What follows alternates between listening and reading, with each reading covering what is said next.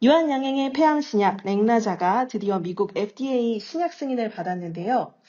운영해주고 계시는 스터디에서 좀 계속 분석을 해주셨고, 오늘 아침 바이오 한라인에서 빠르게 브리핑해주신 내용 확인했습니다. 미국 진출한 국산 항암 신약 1호라고 언론에서 표현을 하고 있습니다. 좀 잘 모르시는 분들을 위해서 렉나자에 대해 간단하게 설명 부탁드립니다. 어제 미국 시간 기준으로 8월 20일 레이저트닙, 유한양행이 개발한 레이저트닙, 그리고 존슨앤존슨이 가지고 있는 약이죠. 아미반타맙이라는 이중 항체 치료제를 병용하는 요법입니다. 이 병용 요법이 FDA로부터 허가를 받은 거죠. 허가 적응증은 EGFR, 그러니까 암이 성장하는데 상당히 중요한 역할을 하는 그런 항원인 EGFR 돌연변이가 있는 그런 환자들이고요. 국소 진행형 또는 전이성 비소세포 폐암 성인 환자의 1차 치료제로 승인이 된 겁니다. 이 비소세포 폐암은 폐암 중에서도 주로 많은 비중을 차지하고 있는 암이다라고 볼 수 있고요.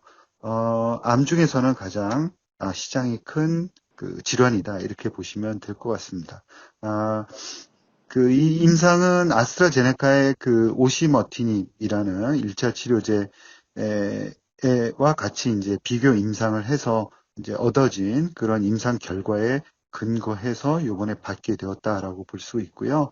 오시머티닙 대비해서 30% 정도 무진행 생존 기간을 이제 위험을 감소시켰다라는 그런 좋은 결과에 근거해서 이번에 폐암 치료제로 승인을 받게 된 겁니다. 네, 설명 감사드립니다. 그럼 이번 이 FDA 승인 소식이 유한양행의 주가에 어떤 영향을 미칠 것으로 예상하시나요? 일단 그 신약을 받는 것 자체가 대단히 중요한 이벤트다라고 볼 수가 있어요. 그러니까 아무리 임상 결과, 그러니까 조금 전에 설명드린 대로 환자가 암이 진행되지 않는 그런 좋은 결과가 나왔다 하더라도 신약 승인에 불발되는 가능성들도 있는 겁니다. 그런 확률도 있는 건데 요번에 그런 리스크가 완전히 제거가 된 거죠. 그래서 신약 승인 리스크가 제거되면서 기업 가치도 상승하게 되었다라고 말씀드릴 수 있고요. 또한 신약 승인이 되면은 판매를 하게 되죠. 그리고 첫 그 판매를 하면서 환자에게 이제 주사를 하게 됩니다. 이렇게 판매하게 되면은 받는 돈, 그게 마일스톤이라고 하는데요. 이런 마일스톤 수령 가능성도 높아졌다라고 볼 수가 있습니다. 전체적으로 리스크가 제거되면서 기업 가치가 올라간 게 팩트입니다. 그렇게 볼 수가 있고요. 오늘 주가 움직임을 보면은 급등했다가 또 급락하는 상황을 볼 수가 있습니다. 이거는 국내 바이오 투자의 그런 특징이다라고 볼 수가 있는데요. 발표 전에 꾸준하게 올랐다가 발표가 되면 막상 이제 하락하는 전형적인 국내 바이오 주가 흐름이다라고 볼 수가 있는데 제 생각에는 이번에는 좀 다르다라고 이제 생각을 하고 있습니다. 그래서 단기적인 흐름은 상당히 변동성이 커지면서 불안할 수가 있겠지만 중장기적으로는 꾸준히 상승할 수 있다. 왜 그러냐 하면 이제 말씀드린 대로 펀더멘탈이 좋아집니다. 그러니까 향후에 이 회사로 꽂히는 돈이 수천억 단위로 커질 가능성이 대단히 높아졌기 때문에 그러한 펀더멘탈을 반영하면서 향후 단기적으로는 불안정한다 하더라도 중장기적으로는 꾸준하게 상승할 가능성이 높다라고 볼 수 있습니다.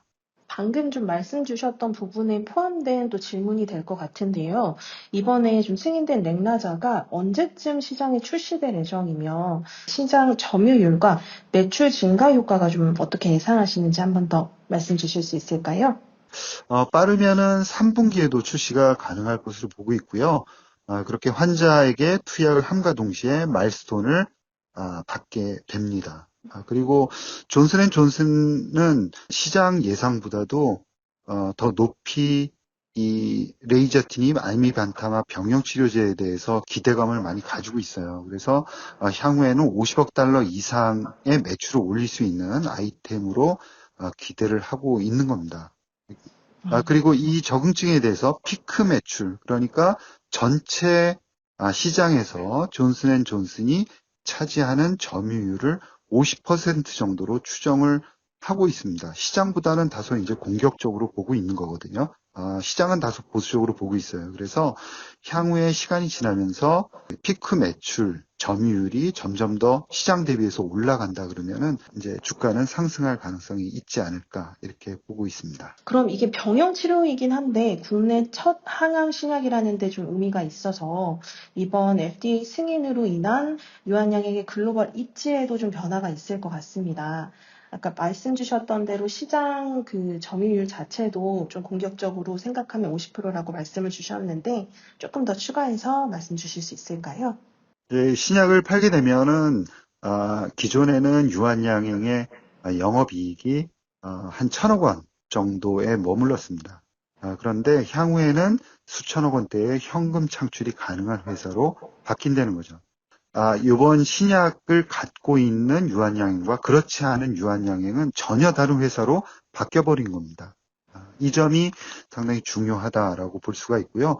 수천억 원대의 현금 창출이 가능하게 된다 그러면 향후에 그 돈을 기반으로 해서 M&A라든가 또 그 파이프라인 연구 개발, 신약 개발을 보다 공격적으로 진행할 수 있다라고 볼 수가 있고요. 그렇게 함으로써 유한양행이 향후에 빅바이오텍으로 성장하는 아주 중요한 초석을 이번에 다지게 되었다라고 볼 수가 있습니다. 그리고 유한양행이 이 레이저티닙이라는 글로벌 신약을 갖게 됨으로 인해서 글로벌에서 유한양행에 대한 평가도 달라질 수밖에 없다라고 보겠습니다. 그리고 또한 유한양행이 현재 가지고 있는 이 파이프라인들에 대한 재평가, 그러니까 유한양행이 신약을 성공시키는 그런 능력이 탁월하구나 하는 것을 인정받았기 때문에 기존에 가지고 있는 파이프라인에 대한 재평가도 함께 이루어지게 됩니다. 쉽게 얘기해서 요약하면 유한양행의 이제 가치 상승, 에비타 멀티플이 올라갈 수밖에는 없다라는 그런 이번에 신약 승인은 가치 레벨업이 되는 이벤트다라고 정리할 수 있을 것 같습니다. 네, 말씀 감사합니다.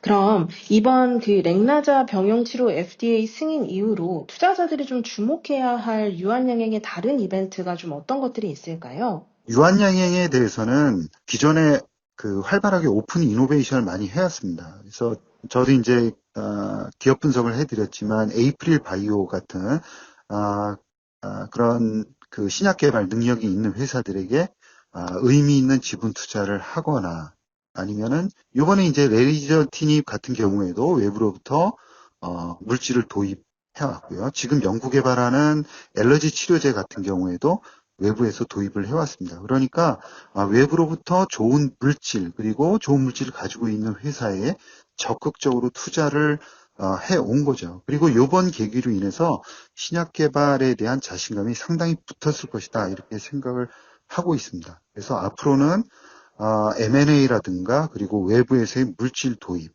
그리고 이제 성장성이 높은 그런 모달리티들에 대한 외부에서의 도입이 더욱 활발하게 진행되지 않을까라고 보고 있습니다. 유한양행이 좀 좋은 성과를 만든 만큼 좀 국내 다른 바이오 기업들의 성과도 궁금해지는 시점입니다. 주목해야 할 기업과 좀 이벤트가 있다면 어떤 것들이 있을까요?